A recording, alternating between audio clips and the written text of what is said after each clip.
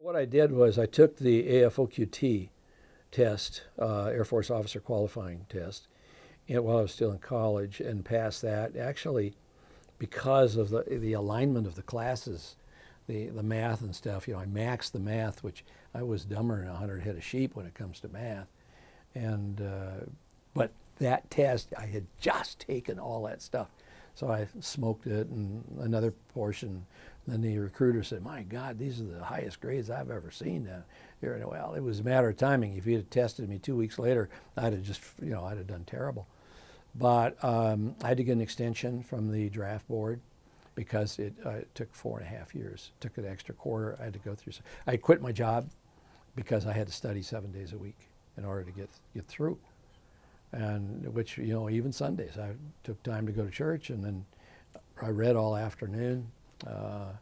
And then, I didn't go out. I didn't do anything. All I cared about was when I graduated right around the 18th or so of December, just before Christmas.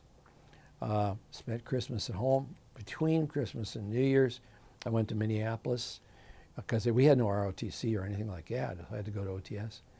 And I got sworn in by an Army captain, along with a bunch of guys I didn't even know. Got in my car and drove down to Texas, spent New Year's Eve in a hotel, waiting for my class to start in San Antonio. So, and I started, and then within 2 or 3 days of that, my parents got the draft notice saying I was drafted, and they said, "Too bad he's gone." And I said, nah. That's fantastic timing. That Yeah, is amazing. it was right down to that close. Because when you get drafted, really, you don't have much choice of what you're going to be doing, right? That's exactly right. You don't know where you're going to go. But And you wanted to fly, so Air Force all the yeah, way. Air Force, yeah, because I had taken the AFOQT before I went to the draft board for asking for the 6-month extension. And I said, I've already been accepted by the Air Force. I've already passed all their tests. I just need to graduate. And they said, okay. I had to go put a coat and tie on, go down to the pier in front of the board, and they did it. It's great they worked with you on that. That's wonderful. Yeah. Then you did OTS, and then tell me about some of the aircraft or experience after that led into Southeast Asia. Went to Craig Air Force Base in Selma, Alabama, and went through pilot training there, which was very nice. Oh, I was kind of in the middle of the class. I wasn't anything special. And I tell people I took a check ride in the T-38 just before Christmas that year, and it was with a guy that I didn't know. He was an F-105 pilot, and we thought these guys walked on water. They were, because half of them were up in the Hanoi Hilton at that point, and the other half were around spread around the Air Force, and he didn't say much. I just went out and did the stalls and falls and did the turns. I had my own program planned out. We did this, and this. And we taxied back in. Or we did the simulated single engine, no flap, all the landings, and then landed. And I'm just sweating, like crazy. And he says, Lieutenant, he says, what are you going to try for after you get out of pilot training? I said, well, sir, it depends kind of on what they're offering, and I would like to, go on. He says, well, I hope you get a fighter, he says, because you fly beautifully. Well, it was the nicest thing anybody could have said. And I just went home for Christmas just on cloud nine. I said, this 105 guy liked it. And so we got through, and we got our list of airplanes. We had the worst list of airplanes I've ever seen in my life. In fact, in our yearbook, you open it up and there's a big picture of a C-47, and it's the FAA check ship, and it says "our goal" underneath it, because we couldn't get anything. We had guys going to airplanes I'd never heard of, and there were no fighters. Well, in those days, they'd take pilots and put them in the back seat of the F-4. So we had 2 guys that went in the back seat, and they eventually upgraded to the front seat. And, oh my God, C-47s, 123s, there was Sherpas, there was, it was horrible. One guy got an E model of C-130, and he thought he was just on top of everything, because they had just come out with the E models, with the 4-bladed prop instead of the 3-bladed prop. And unfortunately, he was actually killed. He was the first guy in our class to get killed. He ditched the airplane out in the ocean. Well, What year was this? this would have been, I graduated, I was in class 6906. So I graduated, this would have been in early 69, around April of 69.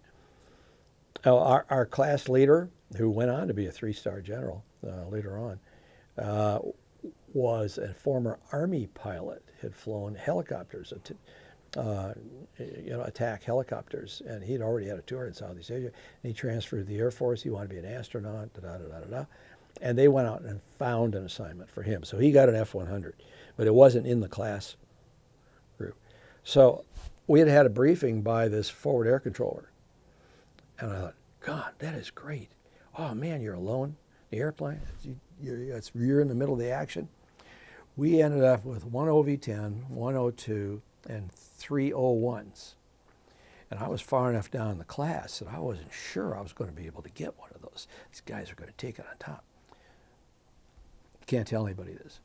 So I started a rumor in our class through the wives club that guys going to FAC assignments were all being killed.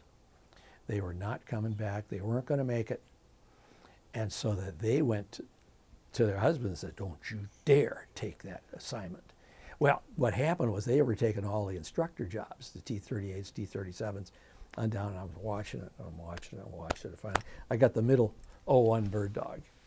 And I was like, yeah, got what I want. Went to Hurlburt. Buddy of mine, my roommate, was flying A-1s. We went out in a range together, 2 lieutenants flying this big airplane, dropping bombs and stuff. It was crazy. And I got to fly in an A-26. Can you believe they still had one down there? It was a night mission on the range, and I was riding in the back. I was barely able to fit into the damn thing. But it was terrific, and ended up flying with the 25th ARVN Division at Duqua in 3 Corps in South Vietnam. It's just west of Saigon, and it's the Cambodian border comes in right there. And it was after Tet of 68, so things had calmed down a little bit. This was 69. I got there in August of 69. And so you had good days and bad days. We did have some things that happened. I busted up an ambush one time, and I got a DFC out of it. It was nice. And can you tell me a little bit more about that mission? no, I can't remember it that well. Are there any other ones that stand out that you want to share? Well, no, but it wasn't until we got to the Raven program. And then it got to be totally different. Actually, I was not only running to the program, I was running away from the worst boss I've ever served under in my entire Air Force career. He had come out of SAC. He was a B-52 pilot, head of SAC, Stanival, and my God, he should never have gotten credit for the overseas tour because mentally he never left the States. He used to hang outside the windows and listen to us and write down things that we said when we were having a beer with our Army buddies, and he would write down all the stuff you said, and he'd call you into his office and he'd say, Lieutenant, he'd call you on a Saturday, which we flew anyway on Saturdays, Sundays, whatever. And he'd say, you did this on Tuesday, you did this on Thursday, you said this to your Army buddy, you shouldn't say that. That should not come from a lieutenant. And finally he looked across the table, he says, Lieutenant, your career is floundering. I said, I got to get the hell out of here. And here you're in a war zone. That's Yeah. the last thing you need. Well, oh God, he was awful. Oh, I remember he was on medications that he was getting from the side, so he wouldn't fly. I mean, it was really terrible. And people get in the way a lot yeah. of time, don't they? Oh, he couldn't say a nice thing. And you just, being around him was scary as could be. He got really angry one time. I asked for some help because by this time the haze was really, really dense. And there were a lot of helicopters flying down South Vietnam, and mid-airs were a real problem. And I was going out to put in this airstrike, and I said, if anybody's hanging around not doing anything, I could use a backseater just to help clear so I don't hit one of these helicopters. It was terrible. We got out there, and there was we found a boat coming through one of the canals. Maybe he was covered up and he was trying to we found it, we say. So we couldn't get any fighters. There weren't any coming for a long time. He came out. He's in the back seat. He's in the back seat. I said, oh, shit, it's him. So he's there. And finally, I was marking the target, or I didn't have any fighters or what, and I bunted the nose over and armed up the rocket. I hit the boat. I actually hit the guy in the boat. His body was here, his head was over there. I just couldn't believe it that I actually did. And I was, I thought, well, that was a pretty good mission, pretty good day. And we came back. No, he was ticked off. You know why? Because I'd gone through the minimum altitude of 2,000 feet by a total of 300 feet. I was above it, and I dove, and before I could pull out, I dipped 300 feet. He was madder than hell. Okay, whatever. So I'm at Benoit, and I'm in the bar. And I look, and I see this guy in blue jeans and great lamb chops, sideburns. He's standing at the bar drinking a beer. I said, who the hell is that? And the guy said, well, that's Captain so-and-so. I don't even remember who it was. I said, hey, Captain? What are you talking about? You know, his hair isn't man. There's no way. And they said, oh, yeah, he's in some program outside the country. We don't know what's going on. Boom, I was over next to him. And I started bugging him, asking him questions. And he wouldn't tell me anything. He says, you have to go to the commander of the 504th Tactical Air Support Group. And he'll give you an interview. And then he'll tell you about it. I said, okay, fine. So I made the appointment, and I'm walking around the base one day, because I didn't have a vehicle. And people would stop and pick you up and take you. Blue staff car pulls up.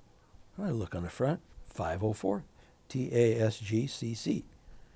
And this colonel is in there. He says, hey, Lieutenant, where are you going? I said, you need a ride? And I said, yeah, sure. He says, actually, I said, I'm coming over to see you. Well, what's this all about? And I said, well, I understand you know about this Project 404. And I want to learn a little more, and I'd like to apply for it. And we sat in the parking lot in his reserve spot and did the interview in the front seat of the car. And he said, Lieutenant, I'm going to send you over there. You know why? I said, no, sir. He says, because you're from the Midwest. And Midwest, you guys have common sense.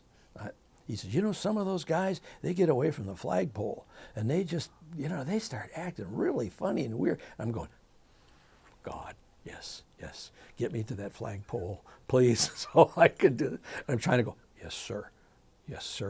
Oh, absolutely, sir.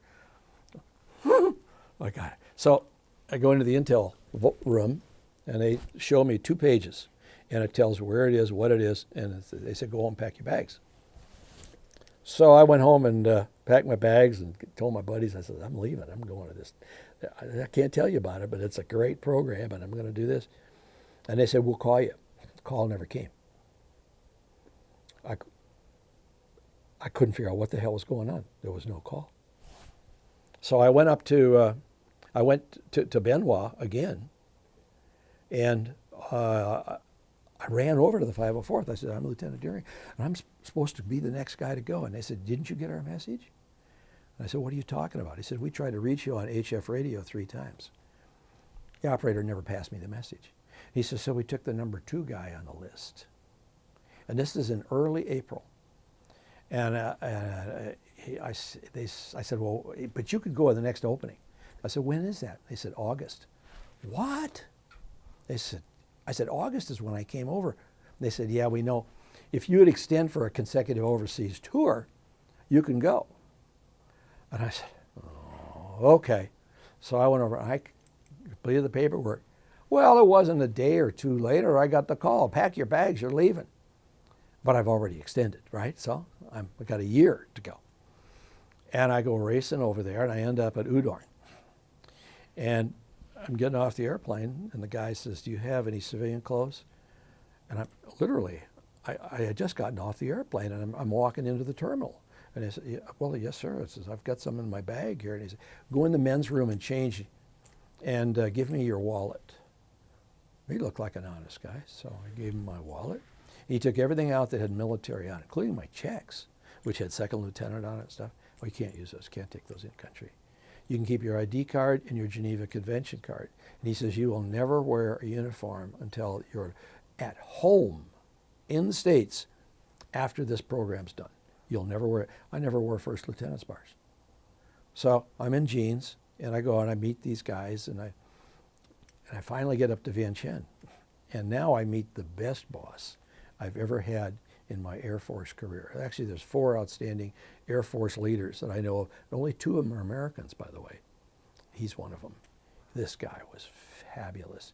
So I'm sitting in the office trying to impress him and do the right thing. And by this time, I'd heard about what happened. And all these the programs, and there were 5 different locations that the other guys had told me.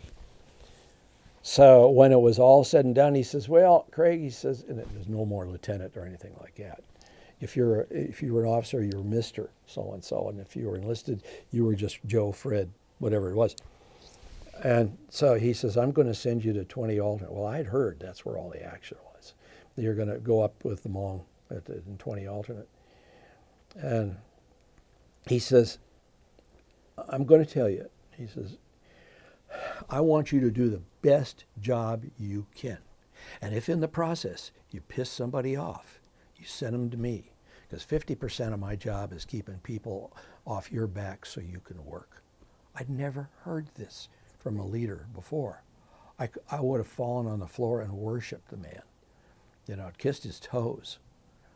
So I went to, and I said, oh, wait a minute. I said, by the way, I was supposed to come like 10 days ago, and I didn't get the message, and they sent somebody and said, and now they said there was no opening, and now there's an opening? I said, well, what's going on? He says, he leans back, and he says, yeah, he says, that's pretty sad. He says, your replacement came in, and Dick Elzinka was his name. And they teamed him up with one of the old guys that was getting ready to leave, Hank Allen. And they went out on the first day, on the first mission, and vanished.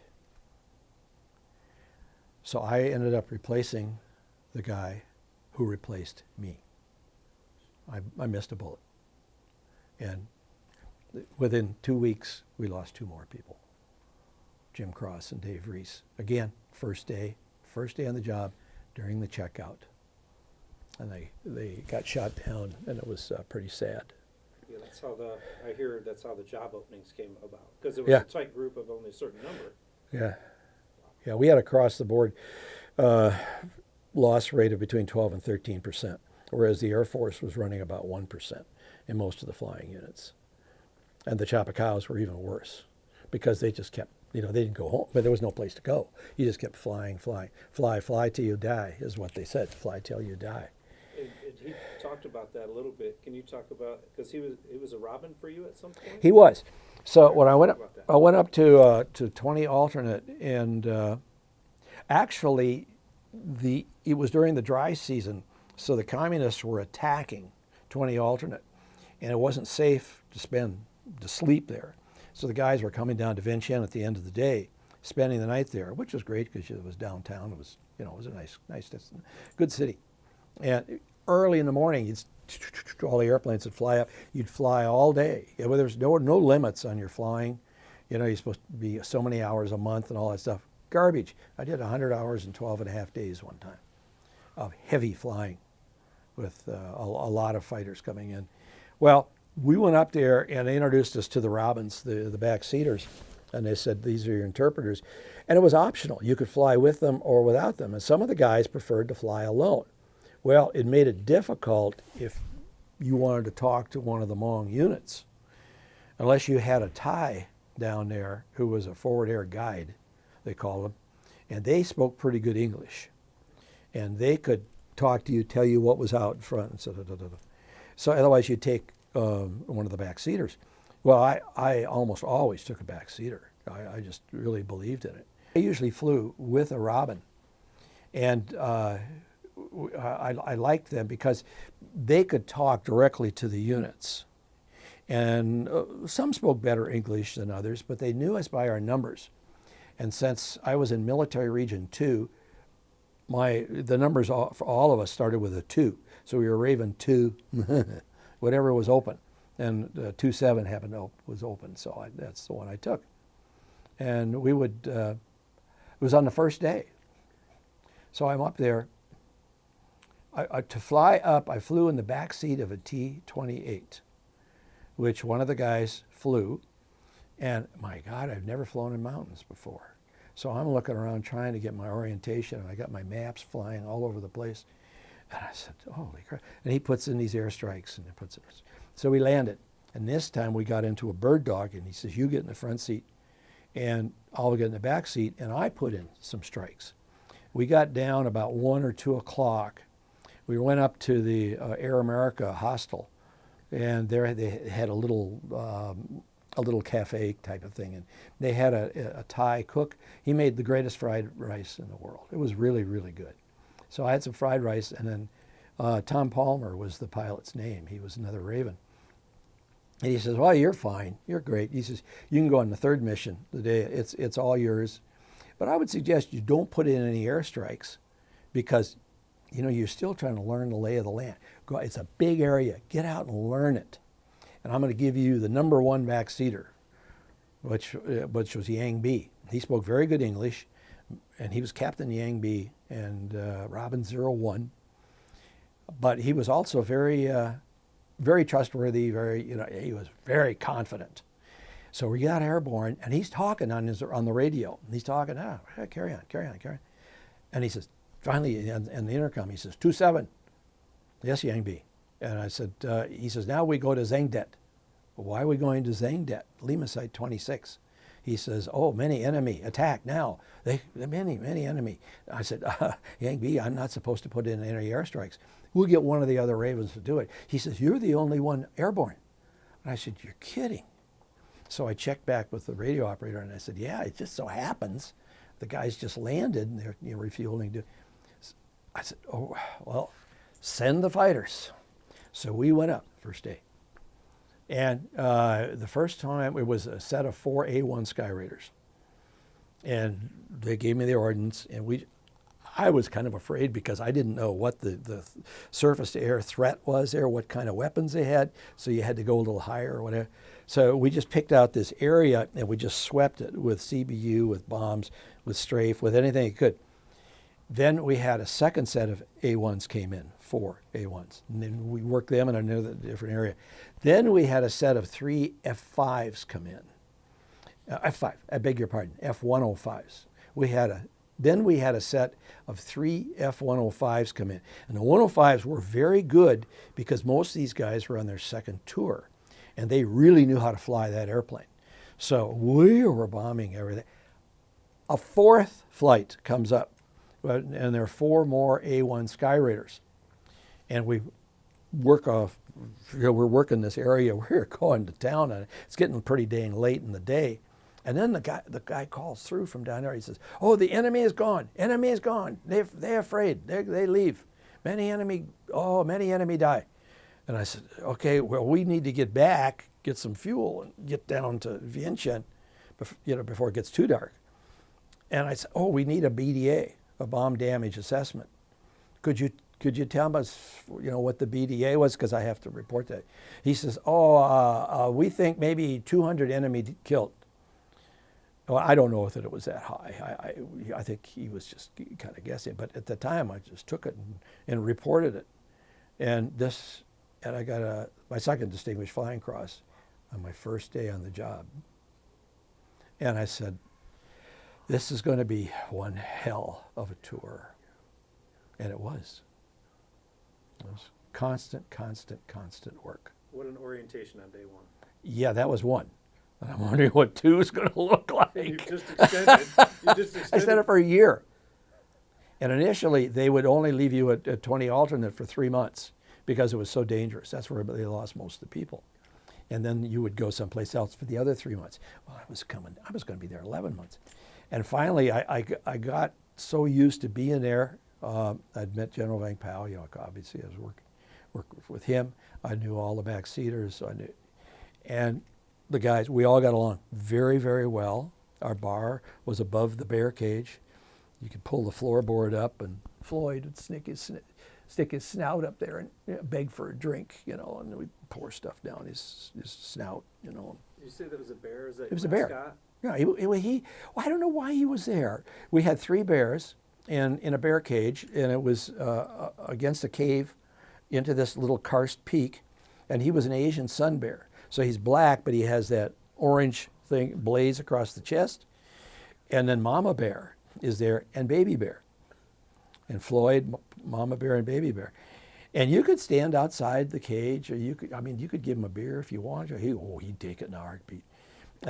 Or you could open the floorboard, like I mentioned before, and he'd begging for, you go, oh, Floyd, you want a drink? You'd pour something down. Oh, there's all kinds of stories better about than the lions that the Lafayette Escadrille had. They had did they? Like, Did you they? guys got a bear. We had 3 bears. Yeah, we had.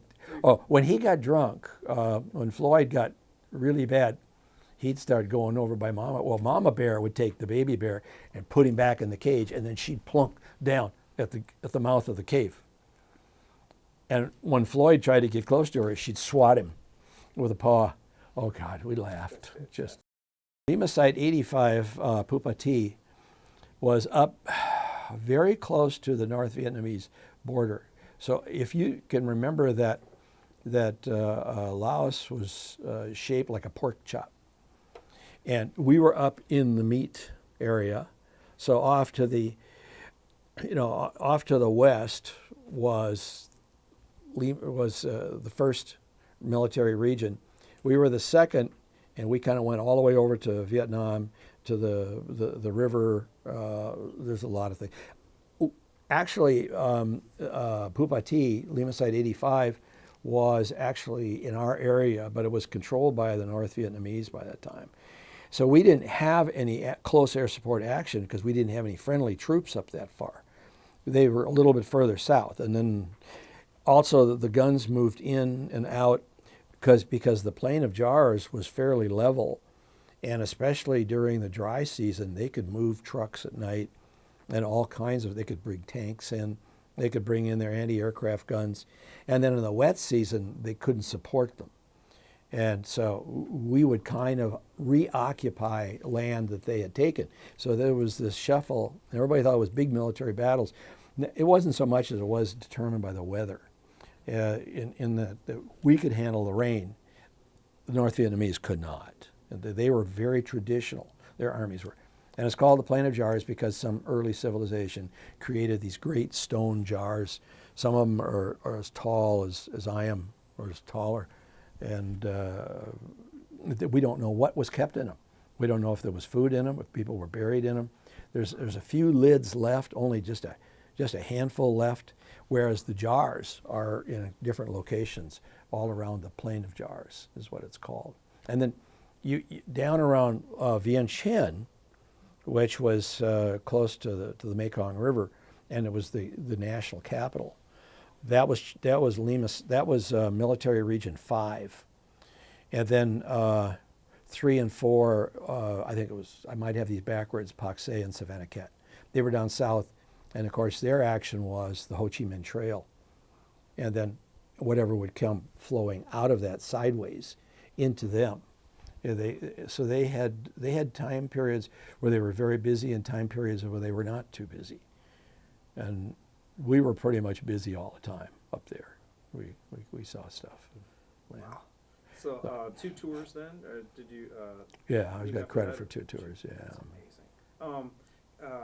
And your friend that was here, what were some of the missions like with him, or was one of them a DFC with him in the backseat as a Robin? Or can you talk about anything? Well, one of the missions is very upsetting, and it's not something I'm particularly happy with. Yucca and I flew together quite often, and whenever there was time, his English was quite good. He was probably better than the class average. And he was just a nice guy. He was 19, I think, when I first met him, and then he turned 20 in the summertime. He was 20. When we had nothing going on, we were killing a little time because we'd fly about a 3-hour mission on the Bird Dog. It had 4-hour legs, and then you come back, get some gas, new rockets, and go back out again. And we would say, do you want to fly? And he'd fly the airplane from the back seat. So we kind of taught him how to do it. This turned out to, we knew it would turn out to advantage because there was a mission, and I wasn't there at the time, where the Raven in the front seat was killed by anti-aircraft fire, and the guy in the back seat, it took him twice, 2 tries, but he was able to land the airplane, kind of crash land the airplane. And all they had was a body in the front seat, and the back seater was able to walk away from the airplane. But he was cool. He was good, and we kept saying, well, "Why don't you go to pilot training down at Duehring?" And eventually, which is what he did. He pulled out and went down to that. For the last part of my tour, he was down at Duehring. But we certainly know him. And then for a long time, I had heard that he was killed, and so I thought he was dead for years. And I was with some Hmong friends one time, and I mentioned him. They said, "No, he's up in Pennsylvania." I said, "You're joking." No, he's in Pennsylvania. So they put us together, and I didn't believe it. So I asked him some questions that only he would know the answers to, and sure enough, he did. So we got together, and we've been close friends ever since. We go up there about 2-3 times a year for lunch, just to sit down with he and B. And then in 2015, the 4 of us went back to Laos. And his family, his kids would not let him go back unless he went with us, with my wife and me. And so we did. And I said, the other thing is, you're not going until both of you are citizens of the United States, because they could just grab you. And so we went back. That's a story in and of itself. Actually, Brian has a copy of the DVD we made out of that, with some music and some lots and lots of pictures. And we actually got into Long Chen. We were the first ones to get in there, because it had been closed for years and years and years, because the government, the communist government, was afraid it would become a sacred spot, because VP was there, Vang Pao was there. But I did have a very bad mission, which didn't turn out real well. And considering what we're doing this tonight and everything, it was a search and rescue mission. I had a backseater jump out of an F-4 right over the target. And he did not come up on the air for a good half hour. He was unconscious, I believe. He was badly damaged. And we just didn't have any, it was tough finding fighters. We could see the enemy moving in, trying to get him and trying to stop and prevent it. It was terrible. Difficult mission. A lot of shooting. We were actually below the level of a machine gun on top of the hill that somebody else saw, and they couldn't get the barrel down to shoot at us. It was going over the top of us, and I didn't know he was there. It's just one of the many, many threats that we had down there. And finally, we had a search and rescue team come up from NKP, and then I was running out of gas, so I turned it over to them and went back. The back seater, as soon as we hit the ground and the door opened up, he ran for the hills. He was scared to death, and he wouldn't go back. I said, "We've got to go back." Yeka was the only one that volunteered. He says, "I'll go with you." And Yea and I went back. By this time, it was all under their control, and unfortunately, the guy was killed. But they did recover his body, and it just made me sick to my stomach. Do you know his name? No, I know he's Falcon 6-4 Bravo. The call sign of the airplane was 6-4, and then the pilot would be Alpha, and he would be called Bravo. We talked on the radio when he's alive. Oh yeah, I absolutely talked about his injuries. And it was a bad day, shall we say? E pluribus unum, one of many. Right. Wow, that's incredible. Yeah. And thank you for sharing that. And I'm sorry for your loss, even in that, because Yeah. you had a connection with him, right? You were the last one to talk to him. Probably. Yeah. Yeah. Yes, it was. That's pretty intense. Wow. So- Is there anything I'm missing? Anything else you want to share? I know your story is vast, and you did a lot after, of course, too. I think that it coming when it did, I pretty much spent my whole 25th year there because my birthday's in April, and I had gotten there just before that. Then was there till March. I had lost 8 Americans. Well, I include the 2 guys that were before me, actually. And one of the guys was killed after, I knew him, Doc Russell, and he was killed after I left. We had a couple of Laos, Sisai, and Frenchie. We called him Frenchie because we said, no, you're really French. You're not Lao. And he said, no, I am Lao. And well, he flew into the side of a mountain. It was an accident. Sisai shot himself down with strafe. He strafed too low, and he got hit with his own ricochet, and just went right through his chest. I think there was a total of 14 people that I knew that we lost while I was there. And by that time, it was really telling in that your mind gets goofy, you lose a lot of weight, and it has a physical and mental effect on you. So by the time I came back, I was not very pleasant to be around. And my family put up with me. I remember getting into an argument with my mother. And finally, I just had to get the heck out of there. I had to leave because all my friends from there, all they talked about was who's getting married and who's got a baby and who's got this and that. And all I'm thinking about is this over here. So I needed to get back to flying, and fortunately going to Air Training Command, which is where I went, there were a lot of people with similar backgrounds were there. So we'd gather at the bar, and it probably wasn't a pretty sight.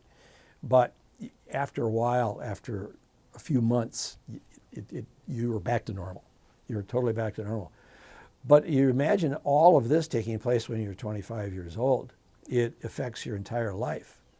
So from that point on, and there are many, many other stories, career-wise, where I didn't put up with bullshit. And if somebody said no, I thanked them for their opinion, and then asked who their boss was. You don't take no for an answer. You make it happen. No matter how long, how many years it takes, you make it happen. And there's stories surrounding that too. So it changed. It just completely changed the way I worked. And I've been blessed with, or cursed with, premonitions all my life. I kind of know what is out there. I have goals, long-range goals.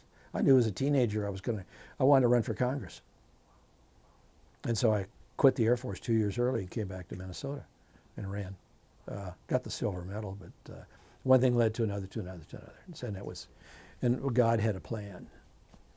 It's something, I have a speech that I have given multiple times, which are the 3 great lessons that I've learned in my Air Force career. And I don't mind saying it on with you taking pictures. The first one is belief in God. Because when you're here and everything is going your way, and you get the car starts and the food is ready and the clothes are clean and all that stuff, you forget, you don't realize there's somebody else. And when you're on the battlefield, and when you lose all that, and I have a number of friends that were POWs, and they said there was nothing else to rely on. They couldn't even talk to their friends, the TAP code and all that stuff. It was the belief in God is the one thing that got them through. So the second thing is I talked about all the incidents and the 30-some accidents, or the 30-some incidents where lives were taken. And I was actually called back to England one time before we deployed a squadron down to the Middle East for the Gulf War. And it was the guys that I flew with, and they only had 3 guys that had seen combat. And one was the wing commander, one was the DO, and me down in Zaragoza in Spain. So I flew back, and we had a session with all the pilots. And I pointed out there was like 33 different incidents that I knew of. You remember the old machine that would project on the wall? You'd slap that down, and you put grease pencil marks on it, and slap it on and project on the wall, slap it on. And these guys were dead silent because I went through all these incidents. And I said, now how many of these do you think were just the lucky bullet? And how many were preventable? Let's go back through again. And it turns out that 3 of them were not preventable. 30 of them were preventable. And I said, bottom line is don't do anything stupid. Don't do anything you've never been trained to do when you're in combat. Fight the way you train, and you'll all come back. They all did come back. It was great. And the third thing was a story, what we call the St. Valentine's Day Massacre, which was at St. Valentine's Day in 1971. Technically, the guy who was supposed to be in charge of the facts, he was gone on vacation someplace. And I won't say anything. So I was left, technically in charge. All the rest of them were academy graduates. Whatever. They graduated in June, but I was commissioned in March, so I was 3 months senior to them. It was funny as hell. So they said, okay, you be in charge. Well, the NVA attacked our compound at night. And we had 6 guns, direct fire into the compound. Our crew chiefs had seen this coming, and in spite of working all day long, which they did, that's when I did the 100 hours in 12 and a half days, my God, these guys worked. They started building this fortification, this bunker. It wasn't done. It was open on 2 ends. And we ran to that bunker when the rounds, because the rounds were impacting every 6 seconds. I checked my watch. And I tell them the story about being in the pitch black, sitting there with an M16 at the door, and the guys are inside. I know they're back here, but I can't see them. And my God, we are shooting back. The CIA guys had a 50 cal and a 30 cal. And eventually we were marking targets using tracers. It was crazy, crazy story. Well, at one point, we were just sitting there, and I got totally scared. And I tell people it's like when you have the flu, and you realize, oh my God, I'm going to throw up. I can't stop it. I am going to throw up. And it starts in your stomach, and it starts going through your body. You feel it in your arms and your legs, and it's taking over. And I said, that was fear. And I said, I was tempted to throw the M16 on the ground and run for the jungle. And the only reason I didn't, I was not going to be the first one to do that. It was my buddies. So all of a sudden, the fear was gone. It just evaporated. I was totally in control again. And so I said, trust your buddies is number 3. Trust your buddies. So those are the 3 things I learned out of it.